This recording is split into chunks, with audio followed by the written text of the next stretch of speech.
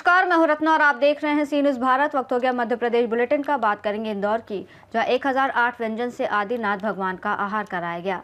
साथ ही बात करेंगे जुन्नार देव की, जहां श्री गुरु नानक जी के प्रकाश पर्व के अवसर पर गुरुद्वारे में विभिन्न कार्यक्रम आयोजित हुए। ऐसे तमाम खबरों पर विस्तार से चर्चा करेंगे मध्य प्रदेश बुलेटिन में। इंदौर के गोमटगिरी तीर्थ पर परम पूज्य आचार्य देव गुरु विभव सागर जी महाराज और आचार्य विश्वास सागर महाराज सहित 80 साधु संतों के पावन सानिध्य में भगवती भाव 10 दीक्षा महोत्सव का आयोजन हुआ। इस पावन अवसर पर अंजनी नगर की नगर गौरव मातोश्री चंद्रकला देवी ने दीक्षा धारण की। वहीं पंच कल्याणक प्रतिष्ठा में राजा श्रेयांश बनने का सौभाग्य राजेश वेद को प्राप्त हुआ। उन्होंने भगवान आदिनाथ को 1008 व्यंजनों से भव्य आहार कराया, जिसके बाद सभी साधु संतों का आहार हुआ। पूरे आयोजन स्थल पर श्रद्धा और भक्ति का अद्भुत वातावरण रहा। ओम नमः सिद्धेभ्या। प्यारे बंधु, खाली पंचकल्याणक ही नहीं, यहाँ पर होने वाला विधि कार्यक्रम यानी 3 प्रकार के कार्यक्रम इसमें रखे गए। सबसे प्रारंभ प्राप्त तो पंचकल्याणक प्रतिष्ठा महोत्सव से हुआ, क्योंकि जैन सिद्धांत का सर्वश्रेष्ठ मांगलिक कार्यक्रम पंचकल्याणक प्रतिष्ठा माना गया। उसके साथ ही साथ हमारे अनुज आचार्य विभव सागर जी महाराज का 50वां वर्ष प्रारंभ हुआ, इसलिए स्वर्णिम जन्म जयंती के रूप में यहाँ पर एक अनुष्ठान हुआ। मांगलिक कार्यक्रम के साथ दूसरा एक और मांगलिक कार्यक्रम हुआ, और तीसरा मांगलिक कार्यक्रम जो सबसे ज्यादा जीता जागता कार्यक्रम था, और उनके द्वारा 10 जो भव्य जीव हैं उनको मोक्ष मार्ग के ऊपर लगाएगा, और जो मोक्ष मार्ग पर बढ़कर के अपने आत्म कल्याण की साथ। आचार्य श्री विभव सागर जी महाराज की जय। महानुभाव पूज्य आचार्य श्री विभव सागर जी महाराज के पावन सानिध्य में गोमटगिरी पर कल 10 दीक्षाएं हुई, और उसका लाखों लोगों ने, हजारों लोगों ने साक्षी बनकर के उसका अनुमोदना की है। आज पंचकर्ण्य के अंतर्गत भगवान का आहार यहाँ पर हुआ है, और राजा श्रेयांश ने उस आहार के जो पुण्यार्जक हैं राजेश जीवेद, इन्होंने 1008 व्यंजन बना करके उसका आज कार्यक्रम किया है। एक बहुत अविस्मरणीय कार्यक्रम यहाँ पे संपन्न हुआ है। पूज्य आचार्य श्री विभव सागर जी महाराज, जिनका मंगलमय वर्षावास नेमिनगर जैन कर्म संपन्न हुआ है, लगभग 4-4.5 महीने उनके वहां वास हुआ है। उस कार्यक्रम उसके अंतर्गत नेमिनगर वासियों उनके भरपूर सेवा की है, और उसी के अंतर्गत यहाँ पर कार्यक्रम भी हुआ है। हम उनके इस कार्यक्रम की बहुत बार अनुमोदना करते हैं, प्रशंसा करते हैं और वंदना करते हैं। कैसे कार्यक्रम होते रहे और सेवासियों को उसका लाभ मिलता है। अक्षय तृतीया सा पावन आखा तीसा उदाहरण प्रस्तुत हुआ।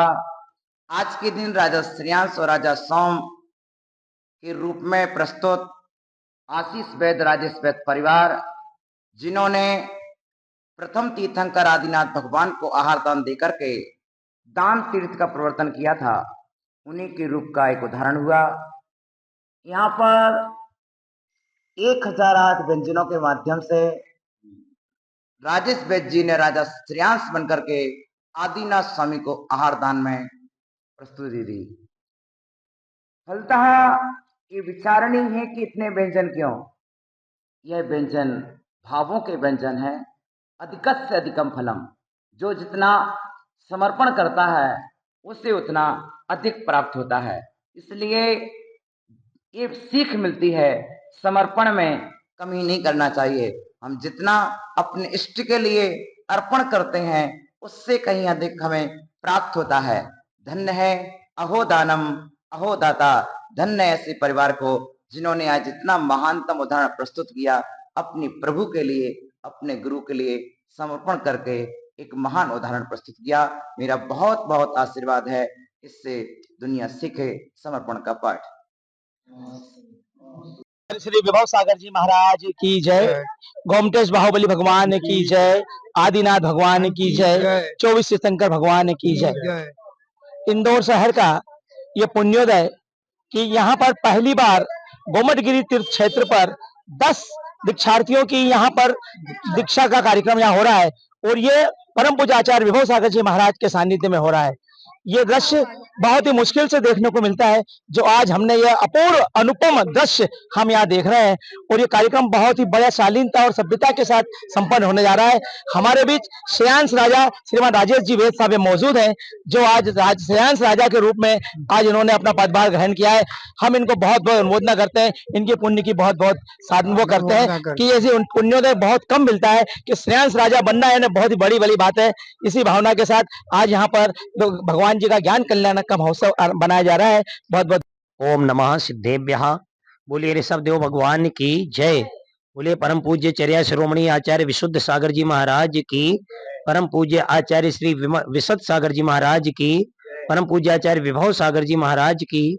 ये हम सब लोगों का परम सौभाग्य है कि इंदौर नगर के गोमट गिरी पर परम पूज्य आचार्य श्री विभव सागर जी महाराज के पावन सानिध्य में भव्य दीक्षा महामहोत्सव एवं स्वर्णिम जयंती अवसर के साथ साथ सोने पर सुहागा की स्थिति बनाने वाला ये हम सबको परम सौभाग्य मिला कि यहाँ पर पंच कल्याणक प्रतिष्ठा महामहोत्सव को भी संपन्न किया जा रहा है। और बहुत ही भव्याति भव्य रूप में गर्व जन्म तप केवल ज्ञान और मोक्ष के साथ भगवान को प्रतिष्ठित किया जाता है। आज भगवान का केवल ज्ञान कल्याणक महोत्सव है और इस अवसर पर अभी राजा श्रेयांश बनने का सौभाग्य जिन्होंने प्राप्त किया, ऐसे हमारे सहयोगी भाई श्री राजेश कुमार जी जैन, इन्होंने 1008 व्यंजन बना करके भगवान के। इंदौर से सीनू संवाददाता ML शाह की रिपोर्ट।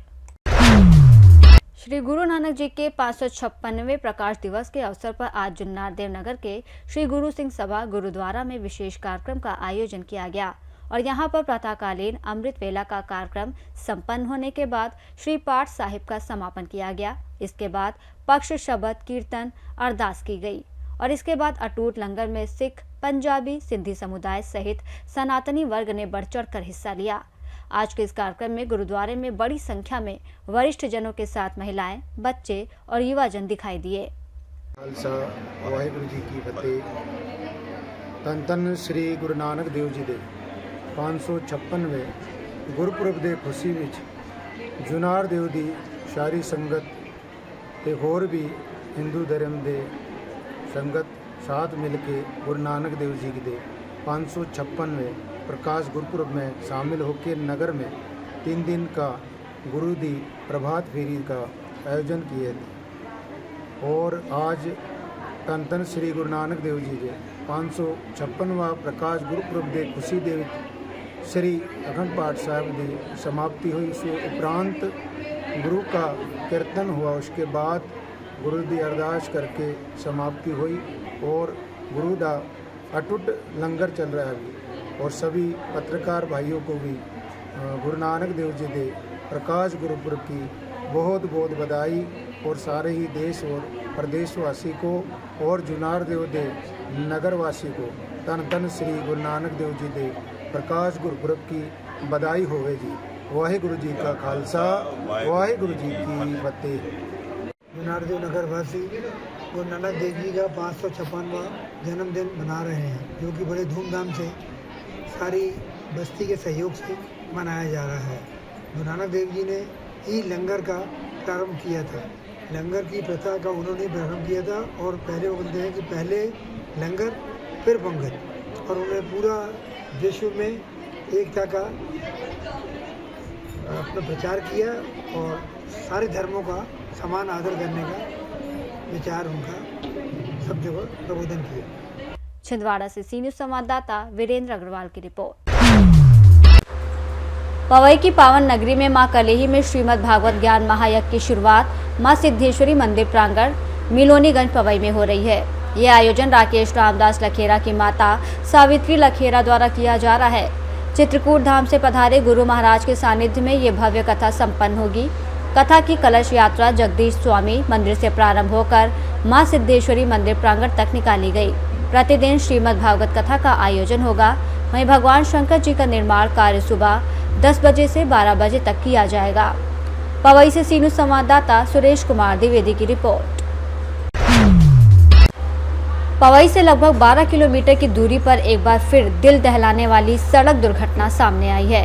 ये हादसा शिकारपुर के समीप उस स्थान पर हुआ जहां मात्र 10 दिन पहले ही एक भीषण सड़क दुर्घटना में एक व्यक्ति की जान चली गई थी। जानकारी के अनुसार पूर्व पुलिस सैनिक एसआई दान सिंह आज न्यायालय पेशी के सिलसिले में पवई आए थे। पेशी के बाद वो अपनी मोटरसाइकिल से वापस बिसानी लौट रहे थे। रास्ते में शिकारपुरा के नजदीक उनकी बाइक की टक्कर सामने से मोटरसाइकिल से हो गई। टक्कर इतनी भीषण थी कि दान सिंह की घटनास्थल पर मौत हो गई, जबकि राज सिंह गंभीर रूप से घायल हो गए। स्थानीय लोगों की मदद से घायल को सामुदायिक स्वास्थ्य केंद्र कटनी रेफर किया गया। गौरतलब है कि सिर्फ 10 दिन पहले इसी स्थान पर सचिन सोन की मौत हो गई थी। लगातार 2 दुर्घटनाओं से क्षेत्र में दहशत और शोक का माहौल है। पुलिस ने मृतक दान सिंह के शव का पंचनामा तैयार कर पोस्टमार्टम के बाद परिजनों को शव सौंप दिया है। पुलिस ने मामले की जांच शुरू कर दी है। पवई से सी न्यूज़ संवाददाता सुरेश कुमार द्विवेदी की रिपोर्ट। रीवा शहर में तमेर पेट्रोल पंप से एक पारिवारिक विवाद का मामला सामने आया है, जहां अजय तमेर ने अपने सगे भाई घनश्याम तमेर पर धोखाधड़ी और कब्जे का गंभीर आरोप लगाया है। अजय तमेर ने मीडिया को बताया कि उनके पिता स्वर्गीय श्यामलाल तमेर ने तीनों भाइयों के नाम अलग अलग संपत्तियां बांटी थी, जिसमें पेट्रोल पंप की जमीन उनके अजय हिस्से में आई थी। 2013 में सभी भाई बहनों की सहमति से न्यायालय से इसका डिग्री भी जारी हुई थी। इसके बावजूद घनश्याम तमेर ने कथित रूप से नियम विरुद्ध तरीके से इंडियन ऑयल कॉरपोरेशन से लीज करवाकर पेट्रोल पंप पर कब्जा करने की कोशिश की है, जिसमें उनके बहनोई भारतलाल ताम्रकार का सहयोग बताया जा रहा है।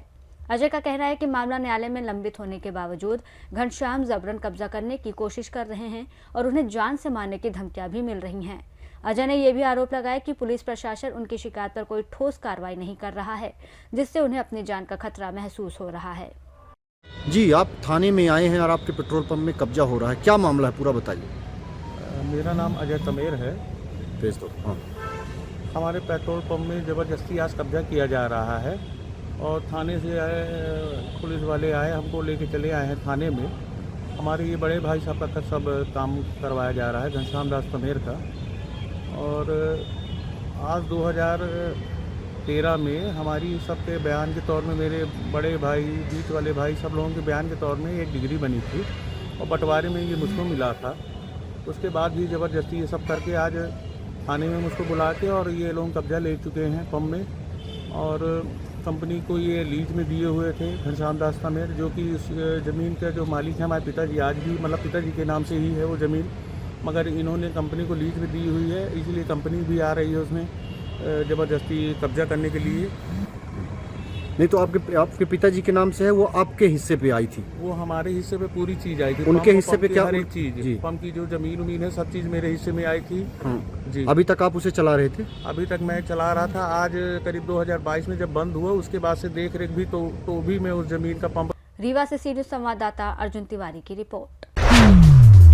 रीवा में पुलिस महानिरीक्षक गौरव राजपूत और उप पुलिस महानिरीक्षक हेमंत चौहान के निर्देश पर चलाए जा रहे ऑपरेशन प्रहार 2.0 के तहत पुलिस अधीक्षक शैलेंद्र सिंह चौहान के मार्गदर्शन में बड़ी कार्रवाई की गई।